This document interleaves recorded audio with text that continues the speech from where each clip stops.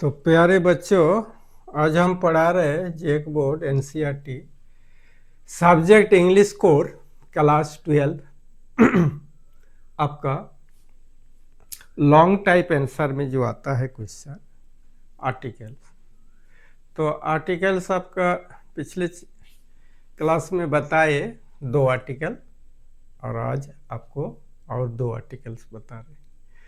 तो first number article में आता है education of girls. Education of girls, स्त्रियों की शिक्षा, लड़की को शिक्षा। Education is the boon for development of any nation. किसी भी राष्ट्र का मेन बेस होता है, बून होता है, हड्डी होता है फॉर डेवलपमेंट, विकास के लिए। डेवलपमेंट का मतलब होता है विकास, बून का मतलब आपका भीड़ का रड्डी माने मैन, ढांचा होता है। Education only for boys and man are not fulfilment the proper society. ये समाज को पूर्णता देने के लिए आपको स्त्री का शिक्षा जरूरी है। Only, not only boys and girls, not only boys and man but also girls and women. All talk of nations development with women mean one half of humanity।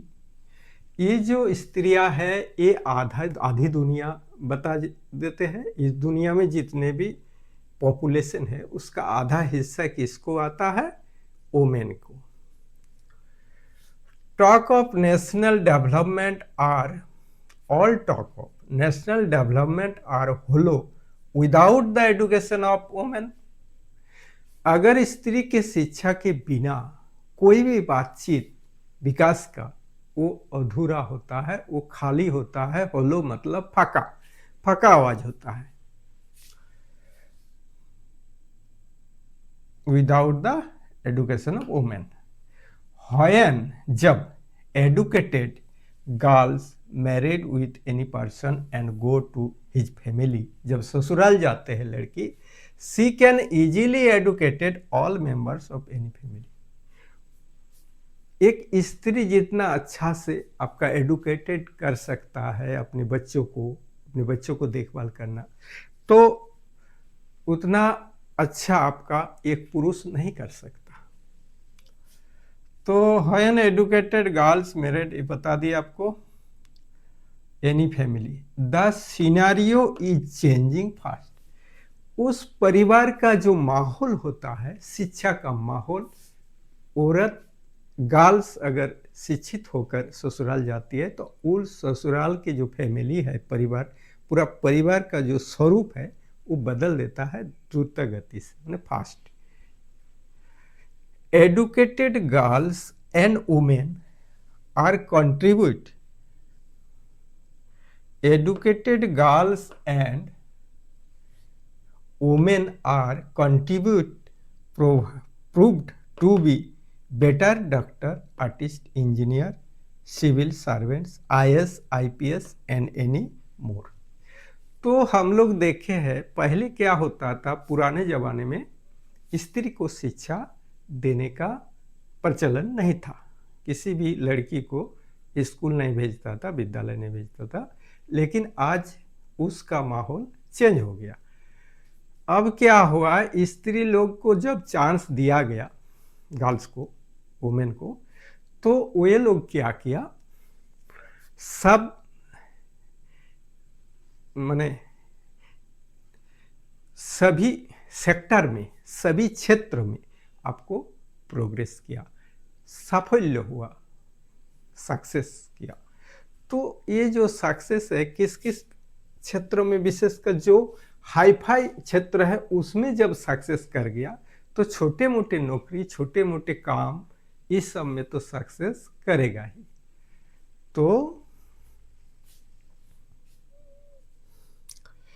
तो क्या किया, आपका बेटा डॉक्टर बना, आर्टिस्ट भी अच्छा बना, इंजीनियर भी अच्छा बनता है, civil servant, IS, IPS and any more. ये सब पद में अभी है, जैसे पहला आईपीएस आपको कौन आता है? किरण बेदी। वो एक औरत थी, वो एक औरत जाति की, महिला जाति की थी, तो वो पहला आईएएस बना, ये IPS. And any more, many state government have given incentive to attract girls to go to school and upper studies। तो हमारी जो स्टेट गवर्नमेंट है, सेंट्रल गवर्नमेंट है, बहुत सारा स्कीम अभी चला रहा है। क्यों चला रहा है? वो बच्चों को, लड़की को अपने शिक्षा के और आकर्षित करने के लिए, चाहे वो लड़की जो विद्यालय नहीं जाती है तो उस स्कीम के तहत आपको विद्यालय जाने में अपने से भी प्रेरित होगा और गार्जियन भी प्रेरित करेगा। To attract girls to go to school and upper studies, many scheme given to girls for increase will force. Will force का मतलब इच्छा शक्ति। लड़की का सुविधा अगर नहीं दिया जाएगा समाज में, उन लोग को शिक्षा लेने में थोड़ा सा बॉय से, पुरुष से दिक्कत होता है, क्यों समाज में खुलेआम वो लोग जितना पुरुष घूम सकता है वो लोग नहीं घूम सकता। इसीलिए उन लोग को अगर सरकार से सुविधा दिया जाता है तो आपको पढ़ाई में दिक्कत कम होगा। It is fundamental right for, देखिए, many scheme given to girls for increase will force, हो गया इच्छा शक्ति। विल फोर्स का मतलब होता है इंक्रीज माने बढ़ावा देना। It is fundamental right for both of them, ये मौलिक अधिकार जो होता है शिक्षा का, ये केवल पुरुष का नहीं है, ये दोनों का बराबर भागीदारी होना चाहिए। क्या होना चाहिए? शिक्षा के क्षेत्रों में, हर क्षेत्र में, एवरी फील्ड। तो एवरी फील्ड में जब भागीदारी होना चाहिए तो शिक्षा में क्यों नहीं होना चाहिए? तो it is fundamental right for both of them. Beti Bachao Beti Padhao program is a national scheme for issue of girl child ratio in society and country. तो लड़की जब जन्म लेता है तो खुशी कम होता है फैमिली में, जब लड़का जन्म लेता है तो खुशी ज़्यादा होता है। अभी भी इसका प्रचलन है, लेकिन सरकार ये कोशिश कर रहा है कि लड़की जन्म ले तो लड़का जन्म लेने से और अधिक खुशी मनाया जाए, क्योंकि इस लोग को इतना फैसिलिटी दिया जाए कि आपको फर्क नहीं महसूस होगा किसी फैमिली को, ये लड़का हुआ कि लड़की हुआ। ये हो गया एजुकेशन ऑफ गर्ल्स। अब इसको बढ़ा के भी आप लोग लिख सकते हैं, हम हिंदी में कुछ कुछ और ज़्यादा बता दिए एक्स्ट्रा, वो सब भी इंक्लूड कर सकते हैं।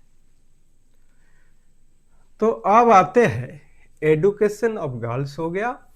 अब आर्टिकल्स डिसिप्लिन में आइए। डिसिप्लिन का हिंदी होता है अनुशासन। इसका हिंदी क्या होता है? अनुशासन।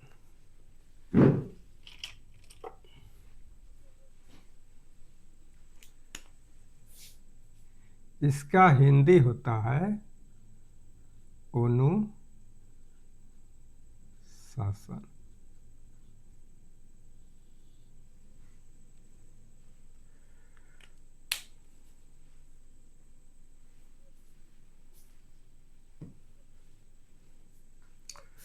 तो शासन में रहना, ऐसा शासन नहीं जो अंग्रेज का शासन होता था, ऐसा शासन है। मतलब अपने आप को शासन में रखना कि ये काम नहीं करना चाहिए, वो काम नहीं करना चाहिए, ये डिसिप्लिन है। समय पर करना चाहिए, यही डिसिप्लिन के अंतर्गत आता है। Maintenance of discipline is very important in life.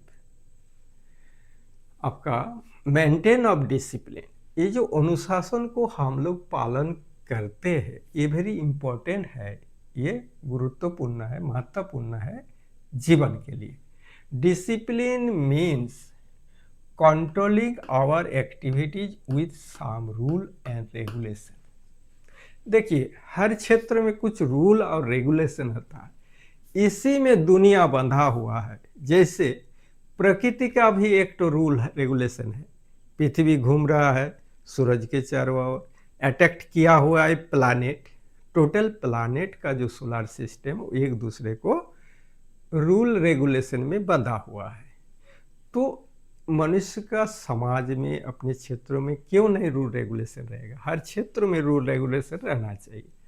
जब प्रकृति ने सिखाया कि रूल और रेगुलेशन, देखिए सूरज जो उगता है हर दिन उगता है, हर समय पर उगता है, एक जैसा आपका एक तो समय शेड्यूल बंधा हुआ है। तो इसी तरह हमारा भी एक तो शेड्यूल बनना चाहिए इस तरह से। Activities with some rule and regulation, it regulates our life. ये क्या कहते हैं? हमारा जीवन को नियमित बनाते हैं। Discipline teaches us to how we controlling. Discipline, यहाँ देखिए, डिसिप्लिन टीचेस, आस माने हम लोग को, टीचेस माने शिक्षा देना, टू हाउ कैसे, वी माने हम लोग, कंट्रोलिंग मतलब होता है उसको नियंत्रण करना। कंट्रोलिंग मतलब नियंत्रण every action and reaction as angry, greed and human full tendency, harmful tendency. देखिए, एंड हार्मफुल, क्षतिकारक टेंडेंसी जो रहता है आदमी का, गुस्सा, लोभ, ये सब में कंट्रोल करना चाहिए। तो यही तो डिसिप्लिन है। तो प्लेयर्स ऑफ एनी गेम्स, देखिए हर खेल के क्षेत्र में, जैसे फुटबॉल मान लीजिए, फुटबॉल में अगर गोलकीपर हाथ में पकड़ सकता है, लेकिन आपका दूसरा प्लेयर अगर हाथ में पकड़ लिया तो बॉल हैंडबॉल हो जाता। उसी तरह क्रिकेट में भी कुछ नियम है, हर खेल में कुछ नियम होता है, वैसी को डिसिप्लिन कहता है। Discipline, without maintain discipline no play, we can not play any sports game. तो players of any games and sports also maintain proper some rules and regulation. हर खेल में कुछ रूल और रेगुलेशन, उसी को खेल कहते हैं। Discipline is essential for students. तो ये तो हो गया हर क्षेत्र में डिसिप्लिन रहना चाहिए, लेकिन विशेषकर स्पेशली, यहाँ लिख सकते हैं specially discipline is essential for student.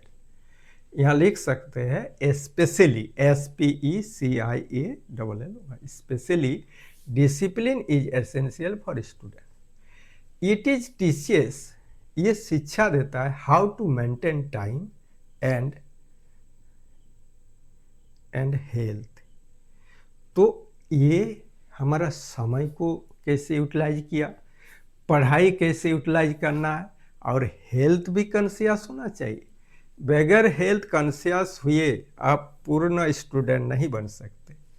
ये ट्रेन्स आवर माइंड, ये क्या होता है? दिमाग को ट्रेन्स करता है, ऐसे करो ऐसे करो, हैबिट में बना देते हैं, habitual. It regulates our life, it fixes our life to when we play, when we work and when we go for study. हमें किस समय खेलना चाहिए, किस समय उठना चाहिए, किस समय, तो ये समय सारणी बना देता है डिसिप्लिन के अंतर्गत। The first important duties for students and all other person to maintain proper discipline for development for social, moral and spiritual and intellectual life। तो सभी विद्यार्थी को आपका डिसिप्लिन तो मानना ही चाहिए।